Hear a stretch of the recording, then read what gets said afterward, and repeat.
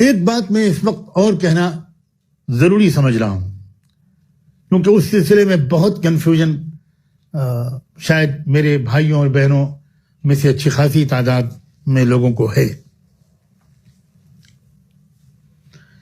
دیکھیں، اسلام کی جو تعلیمات کا ایک انتہائی نادر پہلو ہے، یونیک بالکل پارٹ ہے، وہ یہ ہے کہ وہ متضاد پہلوؤں پر بیک وقت نظر رکھنے کا اور ان کے تقاضوں کو برتنے کا سلیقہ سکھاتا ہے۔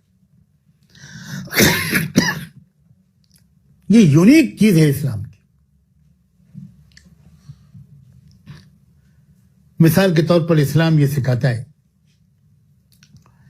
کہ اپنے مقاصد کو حاصل کرنے کے لیے خوب اللہ سے دعا مانگو، یقین کر کے دعا مانگو، یقین کر کے دعا مانگو کہ اللہ کے خزانے میں سب کچھ ہے اور اللہ کے ایک حکم سے سب کچھ مل سکتا ہے، سب بلائیں ٹل سکتی ہیں۔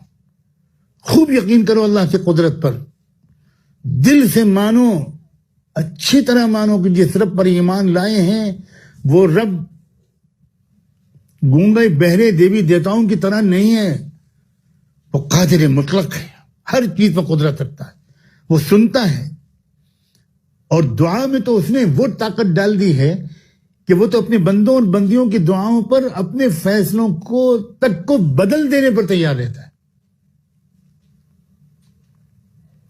اللہ کی قدرت پر اعتماد کے ساتھ دعاؤں کا اہتمام کرنا ایک طرف، اور ساتھ ساتھ اسلام نے یہ بھی سکھایا ہے کہ تم کسی چیز کو حاصل کرنے کے جو جائز اسباب اختیار کر سکتے ہو، ان اسباب کو اختیار کرنے میں جان بوجھ کر کوئی کوتاہی مت کرنا، یہ بھی سکھایا ہے اسلام۔ یہ عجیب خوبصورتی ہے۔ ایک شخص رحمت دو عالم صلی اللہ علیہ وآلہ وسلم کی خدمت میں حاضر ہوا۔ اللہ کے رسول نے پوچھا کہ تم کس سواری پر سوار ہو کر آئے؟ اونٹ پر سوار۔ کہاں ہے تمہارا اونٹ؟ میں نے چھوڑ دیا، اللہ کے بھروسے پہ باہر چھوڑ دیا اس کو۔ آپ نے فرمایا جاؤ باہر، اعقل ثم توکل، باہر جاؤ، اونٹ کو کسی کھوٹے سے باندھ دو، اس کے بعد اللہ پر بھروسہ کر کے اللہ کے حوالے کر کے چلے آؤ۔ یہ ہے خوبصورتی اسلام کی۔ میں کتنی مثالیں آپ کی خدمت میں پیش کروں، کتنی مثالیں اس بات کی اس کی خدمت میں پیش کروں۔ اللہ کے رسول صلی اللہ علیہ وسلم نے ہدایت دی کہ چھت کے کنارے مت سویا کرو۔ اللہ اکبر، شفقت پر قربان جانا نہیں چاہیے۔ کتنی چھوٹی چھوٹی باتیں آپ بتا رہے ہیں۔ چھت کے کنارے سو گے، کوئی کنارہ نہیں ہوگا تو سوتے میں گر بھی سکتے ہو۔ صلاۃ و سلام ہو، لاکھوں درود و سلام ہو اللہ کے رسول پر۔ آپ نے فرمایا کہ سونے سے پہلے اپنے چراغوں کو بجھا دیا کرو، چوہے گھسیٹ کر لے جائیں گے، کہیں پہ چلا گھر میں آگ لگ جائے گی۔ کوئی یہ کہتے ہیں نہیں میں تو سوتے وقت دعا پڑھ کے سوتا ہوں، میرا تو یقین اللہ کی ذات پر ہے۔ یہ نہیں تربیت فرمائی تھی اللہ کے رسول نے، یہ جاہلانہ تربیت ہے۔ میں صاف لفظوں میں کہنا چاہتا ہوں، اپنا فرض سمجھ کر کہنا چاہتا ہوں کہ یہ نہایت جاہلانہ تربیت ہے، اور اس کا بہت نقصان ظاہر ہو رہا ہے۔ سر شرم سے بار بار جھک رہا ہے۔ کہا جا رہا ہے کہ فلاں جماعت کے لوگ جو ہیں وہ کسی طرح مان ہی نہیں رہے ہیں۔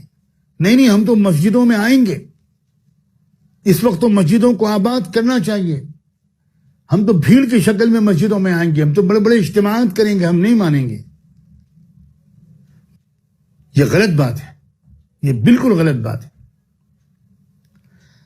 احد میں ایک پہاڑوں کے درمیان کے درے پہ کھڑا کر دیا اللہ کے رسول نے 50 صحابہ کو، تیر اندازوں کو، اور یہ کہا کہ یہاں سے ہٹنا میں جب تک میں تم سے نہ کہوں۔ آپ سب یہ واقعہ بار بار سن چکے ہیں کہ جنگ ختم ہو گئی، مال غنیمت کو لوگ اپنے اللہ کے حکم کے مطابق لینے لگے اپنے اپنے حصے کے، تو ان 50 صحابہ سے بھی بہت سو نے کہا کہ بس اب تو ختم جنگ، ہماری ڈیوٹی یہاں سے ختم، ہم بھی جائیں۔ تو سمجھایا ان کو ان کے ذمہ دار نے کہ نہیں بھائی، اللہ کے رسول کے حکم کا انتظار کرنا پڑے گا، لیکن بہت سے لوگ نہیں مانے۔ میں تو اکثر کہتا ہوں ہمارے صحابہ کرام سے کچھ غلطیاں اللہ نے ہونے دی ہم کو سبق سکھانے کے لیے، یہ بھی ایک قربانی تھی. جیسے اللہ کے رسول صلی اللہ علیہ وسلم نے خود ایک مرتبہ عصر کی نماز میں 2 رکعت پر سلام پھیر دیا، تو بہت صحابہ کو تعجب ہوا. ایک نے سوال بھی کر دیا، اقصرت الصلاۃ یا رسول اللہ، کیا اللہ کے رسول آج سے عصر کی نماز 2 رکعت ہو گئی؟ آپ نے نفی میں سر ہلایا. پھر آپ نے صدیق اکبر کی طرف جہاں تک مجھے یاد آتا ہے دیکھا، انہوں نے 2 انگلیوں سے اشارہ فرمایا اور جواب یہ تھا کہ حضرت ہم یہ تو یہ جانتے ہیں کہ آپ نے 2 رکعت نماز پڑھائی.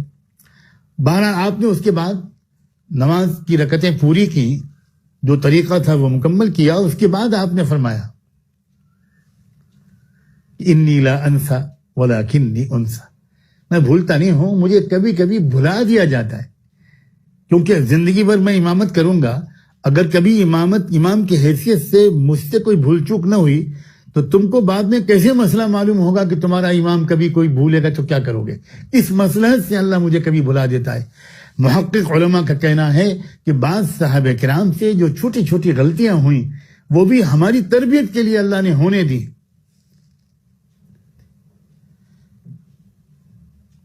وہ صحابہ کرام اپنی جگہ سے ہٹ گئے، پھر کیا قیامت ٹوٹی. آپ سوچو ذرا، حفاظت کا ایک سبب تھا جو اللہ کے رسول نے اختیار فرمایا تھا، اور وہ سبب ہٹا اور مصیبت آ گئی. کیا صحابہ کے یقین میں کوئی کمی تھی؟ صحابہ کے ایمان میں کوئی کمی تھی؟ میں آج ایک بات کا اظہار کرنا چاہتا ہوں پوری ذمہ داری کے ساتھ. میں نے 20 بار اپنے والد ماجد حضرت مولانا محمد منظور نعمانی رحمۃ اللہ علیہ اور حضرت مولانا فیض ابو الحسن علی ندوی رحمۃ اللہ علیہ اس کو بار بار اس پر تشویش کا اظہار کرتے ہوئے اپنے گنہگار کانوں سے سنا ہے کہ کیا کریں، یہ تبلیغ میں لگے ہوئے جو لوگ ہیں ان کی تربیت بڑی ناقص قسم کی ہونے لگی. حضرت مولانا الیاس رحمۃ اللہ علیہ کی یہ فکر نہیں تھی، حضرت جی مولانا یوسف صاحب رحمۃ اللہ علیہ کا یہ انداز فکر نہیں تھا، اور ان دونوں کو تو میں نے دیکھا نہیں، لیکن حضرت جی مولانا انعام الحسن صاحب رحمۃ اللہ علیہ کی جوتیوں میں 10-15 سال بیٹھنے کا مجھے شرف حاصل ہوا ہے. ان کے سینکڑوں بیانات میں نے سنے ہیں، ان کے مشوروں میں بھی بیٹھنے کا مجھے موقع ملا ہے.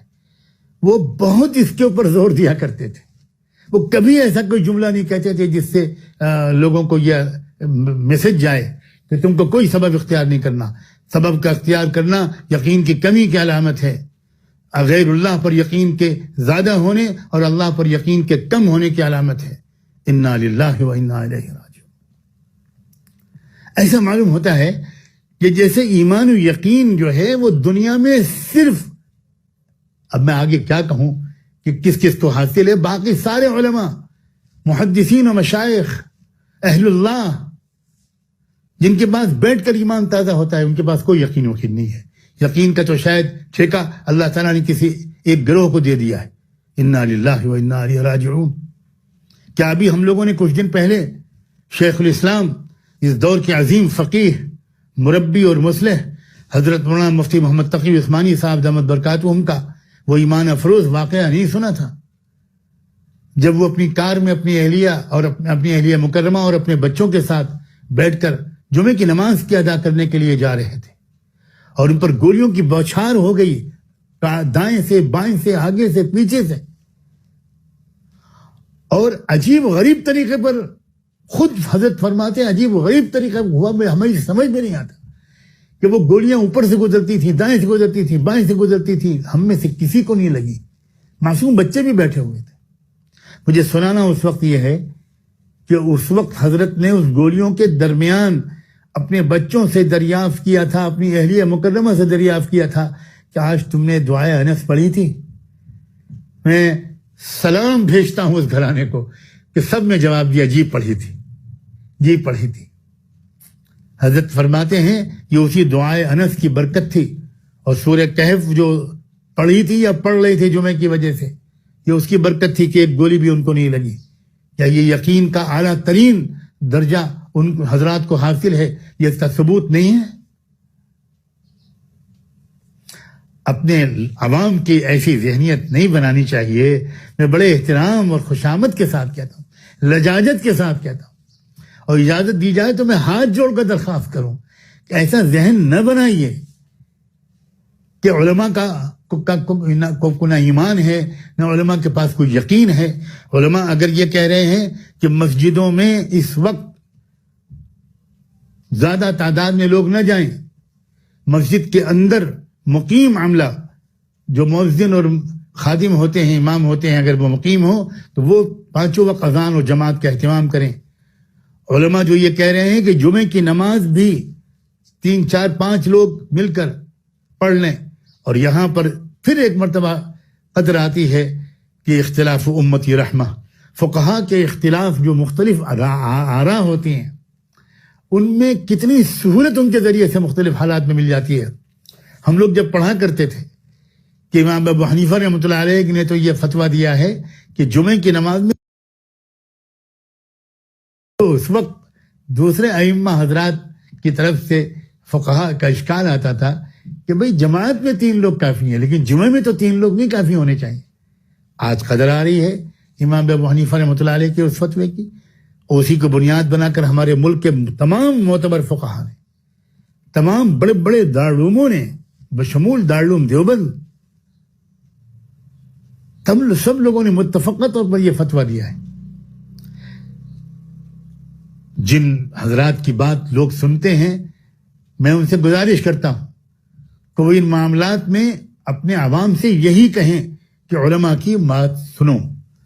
تبلیغ کا یہ اصول ہم نے سیکھا تھا کہ مسئلے مسائل کے سلسلے میں بالکل دخل نہ دیا جائے، اور مسئلے مسائل کے سلسلے میں جب کوئی مسئلہ پوچھے تو یہی کہا جائے کہ بھئی آپ کو جس عالم و فقیہ پر اعتماد ہو اس کی بات مانیں، ہم مسئلے نہیں بتائیں گے.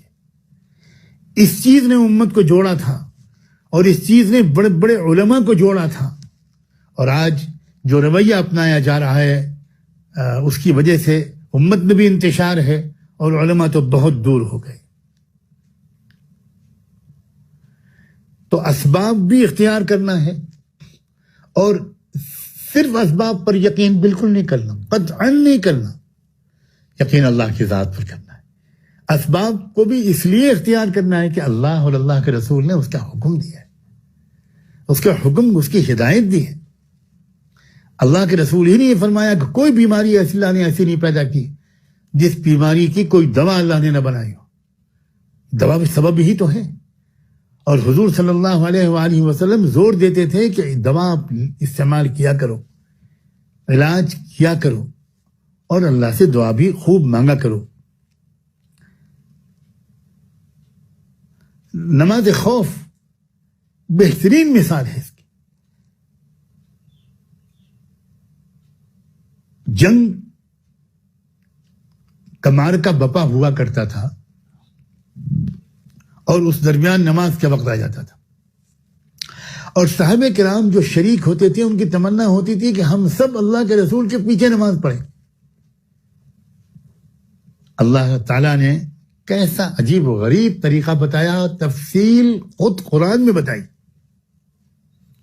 اس تفصیل کا خلاصہ یہ ہے کہ اللہ تعالیٰ نے یہ ارشاد فرمایا کہ ایک جماعت اس فوج میں سے، لشکر میں سے ایک حصہ، وہ میرے نبی کے پیچھے نماز پڑھے، 1 رکعت نماز پڑھے، اور نماز کے درمیان بھی دونوں قسم کے ہتھیار ساتھ لے کر نماز پڑھے. وَلْيَأْخُذُوا حِذْرَهُمْ وَأَسْلِحَتَهُمْ، دفاعی ہتھیار بھی اور اقدامی اور حملے والے ہتھیار بھی، ڈھال بھی لے اور ہتھیار بھی لے، اس کے ساتھ نماز پڑھے، اور 1 رکعت نماز پڑھ کے اور پیچھے ہٹ جائے. وہ چلی جائے محاذ پر، مورچے پر، جنگ میں مشغول ہو جائے، اور وہ جو ابھی تک جنگ میں مشغول تھے وہ آ جائیں اور آ کر اب 1 رکعت نماز اپنے نبی کے پیچھے وہ پڑھ لیں. اللہ اکبر. نماز میں اتنی بڑی تبدیلی کر دی گئی، نقل و حرکت کی اجازت دے دی گئی، اور دونوں چیزوں کو بیک وقت جمع کیا گیا، اسباب اور دعا، اسباب اور نماز.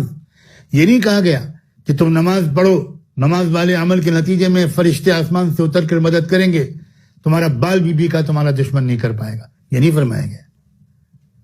اور یہ بھی نہیں فرمایا گیا کہ نماز کو مؤخر کر دو، اس وقت تو تم کو اسباب اختیار کرنے ہیں، مقابلہ کرنا ہے، نماز بعد میں پڑھ لینا، نہ یہ کہا گیا نہ وہ کہا گیا۔